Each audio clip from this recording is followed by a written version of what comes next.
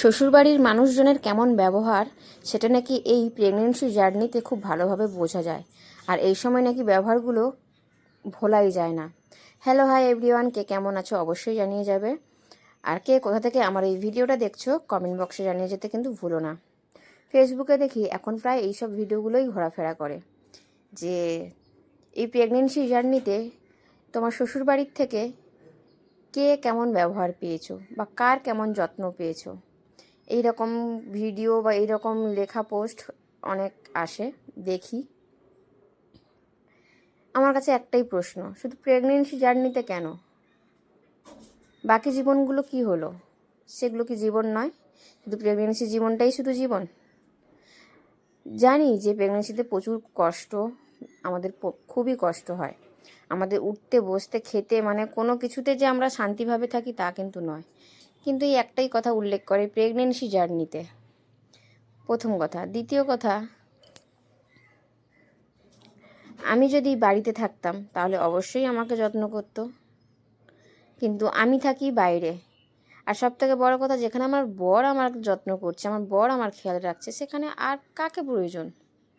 একটা জিনিস মানে একটা জিনিস জেনে এসেছি বা দেখছি, শ্বশুরবাড়ির যেই যত খারাপ হোক না কেন, নিজের বর যদি ভালো হয়, নিজের বর যদি ভালোবাসে, নিজের বর যদি যত্ন করে, আর কারোর কোনো যত্নের কোনো প্রয়োজনই হয় না।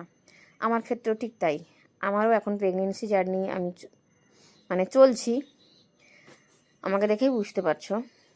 আর আমি থাকি বাইরে। অবশ্য আমার যখন প্রথম প্রথম মাসগুলো যখন যাচ্ছিল তখন শরীর ভীষণ অসুস্থ ছিল। তখন অবশ্য আমার শাশুড়ি ফোন করে বলেছিল বাড়ি যাওয়ার জন্য, যে ওখানে কে কাজকর্ম করে দেবে, তুমি বাড়িতে আসো। নিশ্চয়ই আমাকে বাড়িতে ডাকছিল, আমাকে বাড়িতে কাজ করার জন্য নয়। আমার নিশ্চয়ই যত্ন নিত, কারণ আমার বর এখানে থাকে। আমি যদি বাড়িতে থাকি নিশ্চয়ই আমার যত্ন আমার শাশুড়ি নেবে। শ্বশুরমশাইয়ের কথা বাদ দাও, আমার যত্ন নিশ্চয়ই আমার শাশুড়িই নেবে, তাই আমাকে ডাকছিল। নাহলে আমাকে তো আর এমনি এমনি ডাকে নাই যে তুমি বাড়িতে আসো আমাদেরকে রান্নাবাড়ি করে খাওয়াবে, কাজকর্ম করবে, এরম তো নয়। তাই মনে হয় শ্বশুরবাড়ির বাড়িজন যতই খারাপ হোক না কেন, এই প্রেগনেন্সি জার্নিতে মনে হয় সবাইকে যত্ন করবে। আর আগেকার প্রেগনেন্সি আর এখনকার প্রেগনেন্সির আকাশ পাতাল তফাৎ। আমার প্রথম সন্তানের বেলায় আমার কোনো কষ্ট হয়নি, এতটা কষ্ট আমার হয় নাই। কিন্তু আমার দ্বিতীয় সন্তানের বেলায় আমার প্রচণ্ড কষ্টের কোনো শেষ নাই।